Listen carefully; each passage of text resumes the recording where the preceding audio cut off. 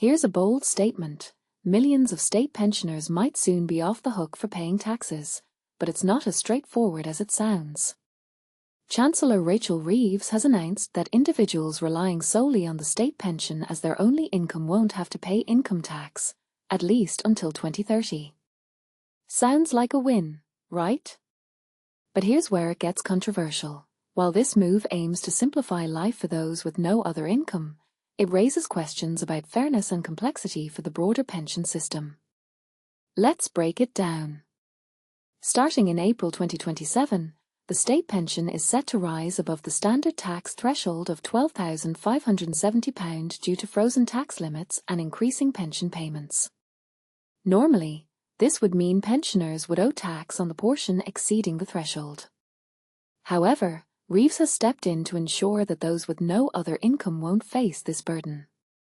For context, someone on the new flat-rate state pension, introduced for those reaching pension age after April 2016, will receive £12,547.60 next year, just shy of the tax threshold.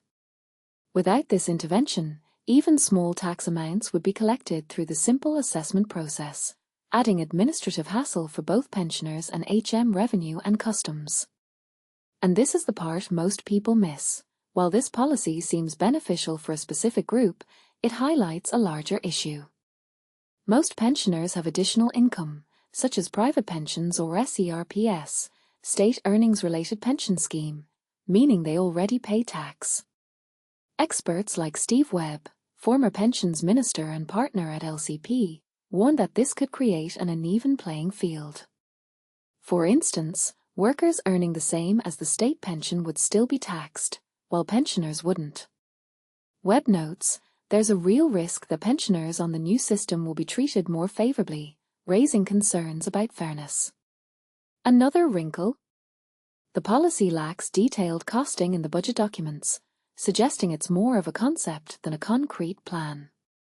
Rachel Reeves, head of public policy at AJ Bell, points out the administrative nightmare of collecting small tax amounts from millions of pensioners.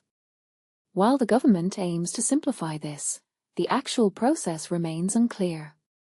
Will it truly make pensioners' lives easier, or is it just kicking the can down the road? Here's a thought-provoking question.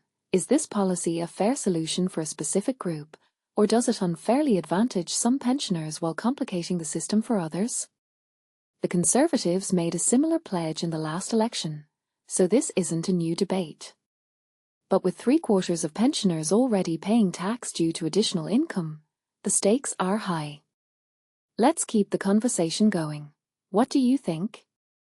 Is this a step in the right direction, or does it miss the mark? Share your thoughts in the comments.